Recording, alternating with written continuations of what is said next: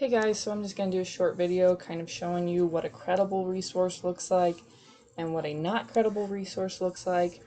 So for my research paper, I was going to do death camps. I would open Yad Vashem, which is a website that you can use. It is credible. It does not come from a person. It comes from an organization. That's why it's .org. And so I'm going to type in death camps. And then what happens is the website pulls up all of these resources that I could use, and they all come from Yad Vashem. So I all know they're coming from the same resource. I can see the links. I can see a little bit of information about them. I can click on these.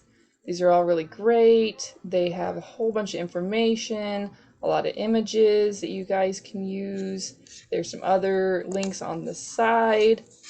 I can also go down to the bottom, guys, and I can see this, the name of the organization that's putting out the information, the physical address, the contact information, and the date of the web page, which is really important. It lets you know that the information all on here is relevant and up to date. So this is a really good resource to use. In your OneNote, you'll have a list of resources that you can use. I highly suggest using these websites to do your research on. Some of you wanted to do Wikipedia, and I'm going to show you why Wikipedia is not a good resource to use when doing research papers. So there's two main things. On the surface, it all looks good. Has lots of information just like the other one, has lots of images just like the other one. But if you go over here to the side and you click on recent changes, you can see changes that were made to the page. And so this is really important. You can see all that was changed.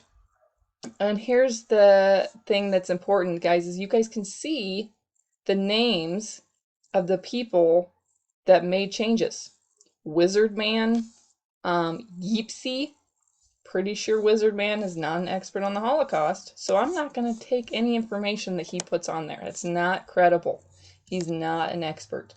Also, I mentioned before that anybody can make changes to Wikipedia, so even I can make changes, guys. I can go under Edit, and I could type whatever I wanted, and it would make changes, and it would post on the webpage. So please do not use Wikipedia. It is not a credible resource to use.